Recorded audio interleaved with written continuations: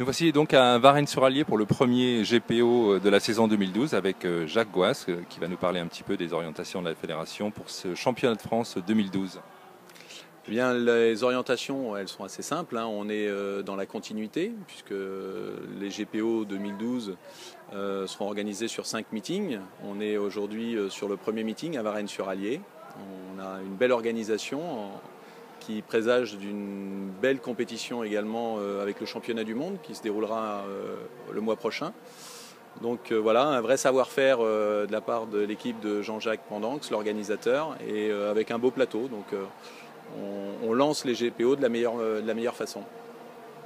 Est-ce qu'on peut évoquer un peu avec vous les projets, les axes de réflexion de la fédération par rapport à l'avenir de la compétition karting en France ?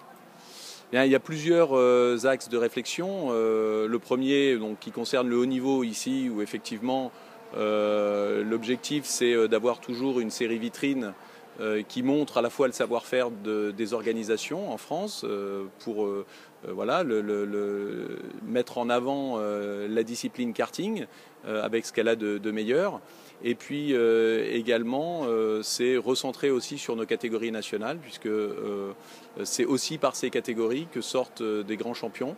Et l'intérêt aujourd'hui, c'est de pouvoir à la fois combiner l'excellence avec les catégories internationales, mais également les catégories nationales, catégories où on a de nombreux et talentueux pilotes. Est-ce que la fédération réfléchit à quelques idées, quelques pistes pour essayer d'attirer davantage de pilotes en compétition karting ? Oui, alors il existe plusieurs leviers, on va dire. Le premier qui concerne donc la formation avec le réseau des écoles françaises de karting, où aujourd'hui on permet à un jeune de pouvoir accéder à la pratique du karting dans ces structures. On a 32 écoles aujourd'hui qui sont réparties sur l'ensemble du territoire et qui permettent aux jeunes de pouvoir accéder sans forcément investir dans du matériel, mais accéder à cette pratique et on leur dispense des cours qui leur permettent d'apprendre les rudiments du pilotage. Peut-être une dernière question. Comment la fédération collabore avec les différents partenaires? Comment ça se passe avec les constructeurs, avec les équipes? Est-ce que tout le monde arrive à se fédérer autour d'une même direction? On a au sein de la fédération un groupe de travail constructeur qui est... voilà, on a 8 personnes qui siègent donc ce groupe de travail. On a les plus influents professionnels, on va dire, du karting. Et les propositions sont faites donc de concert par ce groupe de travail et ensuite les propositions sont validées par la Commission nationale de karting. Donc il y a un certain nombre de propositions sur l'évolution des catégories, sur l'évolution des meetings aussi, le schéma des courses.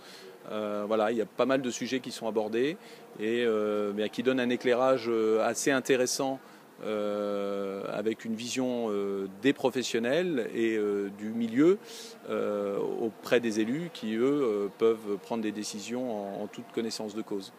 Voilà. Un souhait personnel pour cette saison 2012, qu'est-ce que Jacques Goas aimerait voir en karting cette année, sans que ce soit irréaliste, mais qu'est-ce qui ferait plaisir à Jacques Goas dans le karting cette année en France? Déjà beaucoup de pilotes, beaucoup de licenciés, beaucoup de pilotes. Il faut effectivement avoir des plateaux nourris parce que ça permet aux organisateurs d'avoir des belles manifestations. Ça permet aussi aux partenaires d'être mis en valeur de façon beaucoup plus forte. Et puis ça permet aussi aux pilotes de prendre beaucoup plus de plaisir en ayant forcément des plateaux nourris, conséquents. Voilà, donc c'est une belle saison avec beaucoup de monde sur les circuits et beaucoup de plaisir surtout.